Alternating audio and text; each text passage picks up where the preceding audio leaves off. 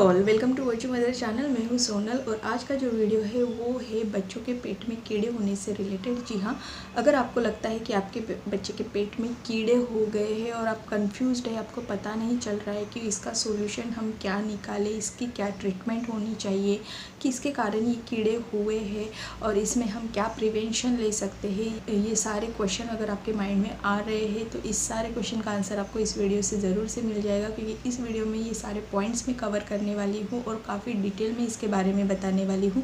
तो इस वीडियो को एंड तक ज़रूर देखिएगा और वीडियो पसंद आए तो लाइक और शेयर ज़रूर कीजिएगा, चैनल को भी ज़रूर सब्सक्राइब कीजिएगा। तो आइए वीडियो को शुरू करते हैं। तो दोस्तों, सबसे पहले तो मैं बताना चाहती हूँ कि बच्चों के पेट में जो कीड़े होना ये बहुत ही कॉमन प्रॉब्लम है।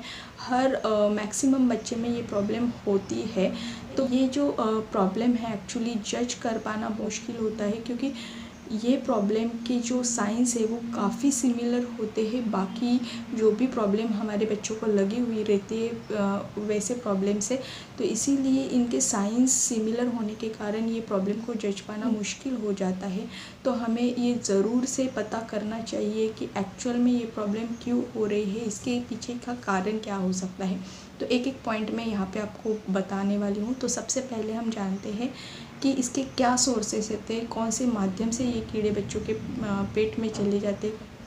तो सबसे पहला जो सोर्स है वो है पानी। जी हाँ, जैसे हमें पता ही है कि पानी में बहुत सारी मात्रा में जर्म्स पाए जाते हैं, बहुत सारे वायरसेस होते हैं, बैक्टीरिया होते हैं, जो कि काफ़ी बीमारी भी उससे हो सकती है बच्चों को।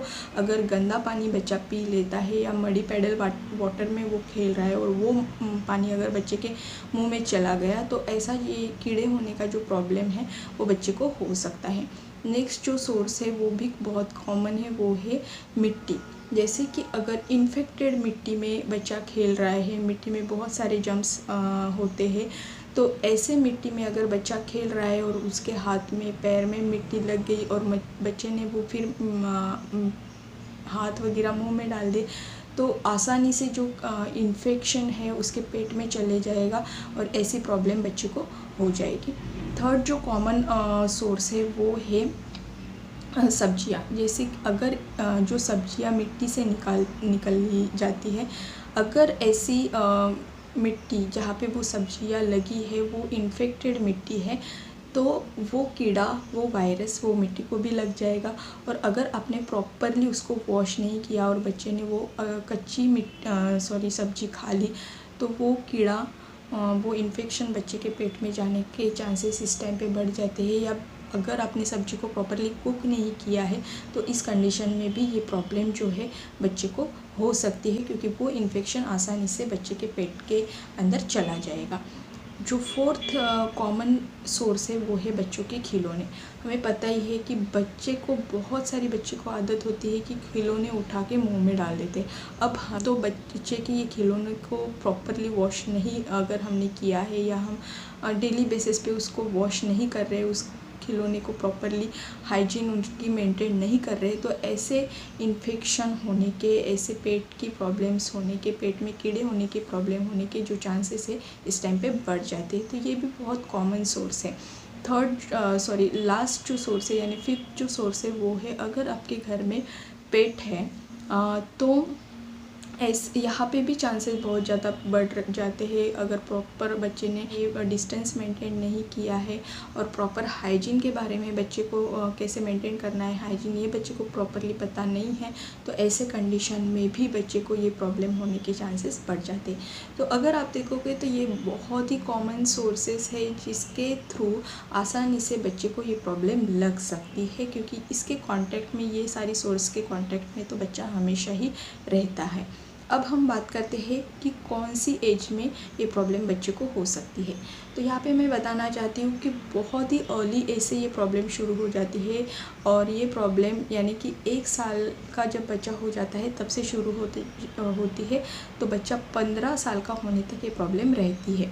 जैसे हमें पता है कि बच्चा 1 साल के पहले तो काफ़ी ज़्यादा यानी एक्टिविटी नहीं करता, यानी बस क्रॉलिंग वगैरह करता है और ज़्यादातर टाइम वो पेरेंट्स के सुपरविजन में ही रहता है। लेकिन जैसे बच्चा 1 साल का हो जाता है वो चलना दौड़ना शुरू कर देता है।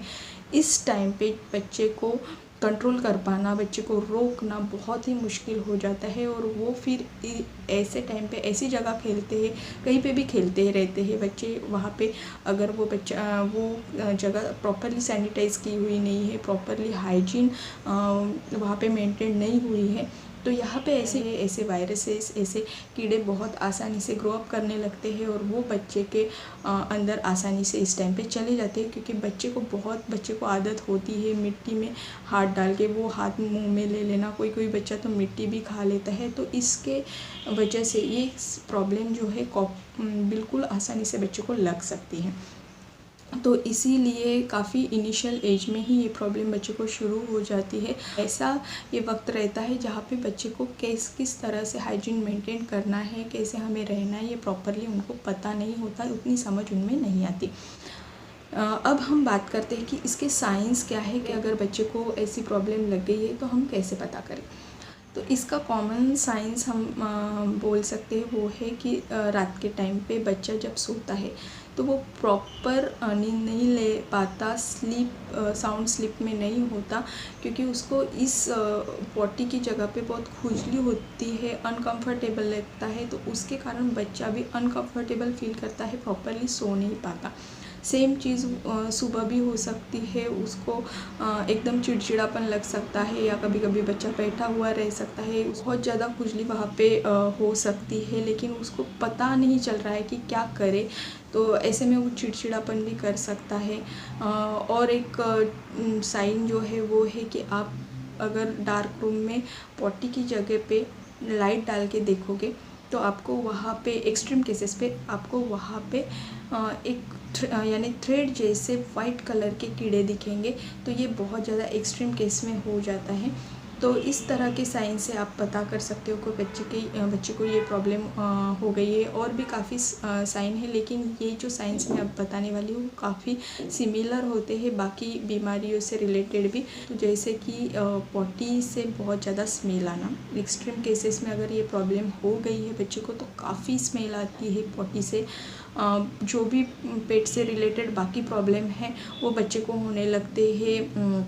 बच्चे का पेट दुखने लगता है, एब्डोमिनल पेन बच्चे को होने लगता है। कभी कभी बच्चा बहुत ज़्यादा अंडरवेट हो जाता है। सारे क्यों होते हैं, क्योंकि वो कीड़े बच्चे के पेट में हैं। अब उनको कीड़ों को भी ग्रो अप करना है, उनको कीड़ों को भी बढ़ना है। अब बच्चा जो भी खा रहा है, जो भी न्यूट्रिशन वो ले रहा है, कैल्शियम, विटामिन, आयरन, जो भी उसके पेट में जा रहे हैं, वो सारे न्यूट्रिएंट्स को कौन खा रहे हैं, वो कीड़े खा रहे हैं। अब कीड़े अगर इस न्यूट्रिशन को खा लेंगे तो बच्चे के बॉडी को क्या मिलेगा, कुछ नहीं। इसीलिए बच्चा कुछ भी खाएगा फिर भी वो अंडर वेट रहता है, और फिर उसको एनीमिया, वीकनेस, इस तरह की प्रॉब्लम जो कि बहुत कॉमनली लग सकती है। तो इस तरह के साइंस जो है उसे आप पता कर सकते हो कि बच्चे के पेट में आपके कीड़े हो रहे हैं या नहीं हो रहे हैं। अब हम बात करते हैं इसको एक्सेस कैसे करें। तो जैसे मैंने पहले ही बताया कि इसके जो साइंस या सिम्टम्स है वो काफ़ी सिमिलर होते हैं बाकी बीमारियों से, बीमारियों में भी जो साइन होते हैं उसे। तो इसीलिए आपको इसके बारे में प्रॉपर बता सकते हैं आपके डॉक्टर्स। तो वही आपको आपके बच्चे को प्रॉपर एसेस कर सकते हैं, उसका चेकअप कर सकते हैं, सारी कंडीशन को देख के वही बता सकते हैं कि आपके बच्चे के पेट में सच में कीड़े हुए हैं, इससे यही प्रॉब्लम है या कोई और प्रॉब्लम भी बच्चे को हो रही है। अगर एक्सट्रीम केस इसमें हो रही है, बच्चे के पेट में बहुत ज़्यादा कीड़े हो गए, तो डॉक्टर कुछ आपको टेस्ट भी करने के लिए बोल सकते हैं, जैसे स्टूल टेस्ट हो गई, अल्ट्रासाउंड टेस्ट हो गई। ये एक्सट्रीम केस में होता है, लेकिन जो है प्रॉपर आपके यानी आपके डॉक्टर ही इसमें आपको प्रॉपरली गाइड कर सकते हैं। तो इसीलिए आपको अगर लग रहा है कि आपके बच्चे के पेट में कीड़े हो गए हैं तो आपको सबसे पहले आपके पेडियाट्रिशियन से ही बात करनी चाहिए। अब हम बात करते हैं कि इसकी ट्रीटमेंट क्या होनी चाहिए। तो इसकी ट्रीटमेंट जो है, इसमें एक पर्टिकुलर दवा आती है, क्वांटिटी उसकी रहती है, तो उसके बारे में भी डॉक्टर ही आपको बता सकते हैं। क्योंकि कभी कभी डॉक्टर आपको एनुअल दवा भी सजेस्ट कर सकते हैं बच्चे की कंडीशन देख के, कभी कभी बाय एनुअल भी कर सकते हैं। अभी एनुअल का मतलब होता है कि 1 साल में एक बार आपको ये दवा देनी है, और बाय एनुअल का मतलब होता है कि जैसे 6-6 महीने की गैप से देने, यानी 6 महीने यानी आधे साल में वो दवा दे दी, फिर आधे साल में आपको वो दवा फिर से रिपीट करनी है। तो लेकिन यहाँ पे मैं बताना चाहती हूँ कि इसके बारे में आपको डॉक्टर को ही बताना चाहिए। ऐसा नहीं है कि केमिस्ट के पास से आप मेडिकल में जाके दवा लेके आए और बच्चे को पिला दी, ऐसा बिल्कुल भी आपको नहीं करना है। कि इसके जो डोजेस की मात्रा है वो बच्चे की एज देख के, बच्चे की एक्टिविटी देख के, बच्चे का वेट देख के देना पड़ता है। तो ये सारी बातें जो है प्रॉपरली डॉक्टर ही बता सकते हैं, डॉक्टर ही उसका चेकअप करके ये सारी बातों को आपको बता सकते हैं। इसीलिए आपको डॉक्टर के पास ही इसके लिए जाना चाहिए। और हाँ, यहाँ पे और एक मैं बात बताना चाहती हूँ कि हमने काफ़ी बार सुना हुआ है कि ऐसी प्रॉब्लम को हम घर पे भी ट्रीट कर सकते हैं, लेकिन आप प्लीज़ ऐसी सॉल्यूशन को ना ले। घर पे मैंने पर्सनली कभी सानिध्य के लिए इस प्रॉब्लम को लेके ट्रीटमेंट नहीं दी है। अभी सानिध्य 3.5 साल का हुआ है और अब तक मैंने 3 बार उसको ये दवाई दी है। लेकिन जब मुझे लगा था कि अभी सानिध्य को ऐसी प्रॉब्लम चल रही है, तो मैंने सबसे पहले अपने डॉक्टर की ही राय ली, पेडियाट्रिशियन से ही हमारे बात की और उन्होंने जो हमें दवा सजेस्ट की वही हम अभी देते आ रहे हैं, उनकी राय लेके ही हम देते आ रहे हैं। अब हम बात करते हैं कि इसके क्या प्रिवेंशन होने चाहिए, किस तरह से हमें इस बात का ख्याल रखना चाहिए कि बच्चे को ये प्रॉब्लम कम से कम हो। तो सबसे पहले तो मैं यही बताऊंगी कि आपको अगर बच्चे को ये प्रॉब्लम हुई है तो इस पे घरेलू ट्रीटमेंट ना करते हुए डॉक्टर को दिखाना चाहिए, ये सबसे पहली बात। सेकंड चीज़, आपको बच्चे को प्रॉपर हैबिट लगानी है कि हाइजीन कैसे मेंटेन करना है। तो इसीलिए बच्चे को आप शुरू से ही आदत लगा लो कि खाने से पहले हाथ धोना चाहिए, खाने के बाद हाथ धोना चाहिए। कोई भी फ्रूट्स वेजिटेबल्स हो उसको प्रॉपरली वॉश करके ही खाना चाहिए।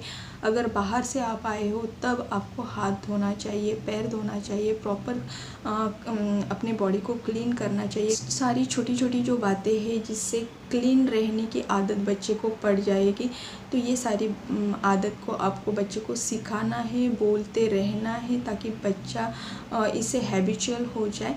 तो बस इस तरह से आप इन सब बातों का ध्यान रख सकते हो। तो यही सारी बातें हैं जो मुझे आपको बतानी थी।